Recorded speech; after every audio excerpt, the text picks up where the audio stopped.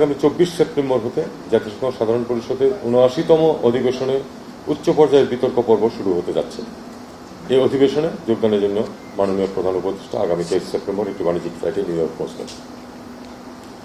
সাম্প্রতিক বছরগুলোর মতো এবার বাংলাদেশ থেকে শতাধিক সদস্যের প্রতিনিধি দল চার্টার বিমানে নিউ ইয়র্ক সফর করবেন না। যার যে সংশ্লিষ্টতা বা দায়িত্ব সেই অনুযায়ী যতটা সম্ভব সীমিত আকারে প্রতিনিধি দল গঠন করা হয়েছে।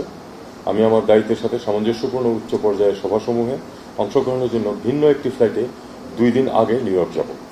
মাননীয় প্রধান উপদেষ্টা 3 দিন নিউ ইয়র্কে অবস্থান করে সফর শেষে 27 সেপ্টেম্বর বাংলাদেশের অভিদেশে রওনা দেবেন এবং আমরা সবাই তখন একসাথে ফিরে আসব। নেদারল্যান্ডসের প্রধানমন্ত্রীর সাথে সাক্ষাৎ হবে, পাকিস্তানের প্রধানমন্ত্রীর সাথে সাক্ষাৎ হবে, নেপালের প্রধানমন্ত্রীর সাথে, ইউরোপিয়ান কমিশনের প্রেসিডেন্ট, যুক্তরাষ্ট্রের পররাষ্ট্রমন্ত্রী, জাতিসংঘ মহাসচিব, মানবাধিকার সম্পর্কিত হাইকমিশনার জাতিসংঘের, বিশ্বব্যাংক গ্রুপের প্রেসিডেন্ট, ইউএসএআইডির প্রশাসক, এদের সাথে চিফ অ্যাডভাইজারের দেখা হওয়াটা কনফার্ম হয়েছে। আমরা পিছনের যে ব্যর্থতাগুলো সেগুলো অবশ্যই আমরা দেখব, কিন্তু আমরা চাইবো যে সামনে যেন আমরা এক্ষেত্রে কিছু সাফল্য অর্জন করতে পারি।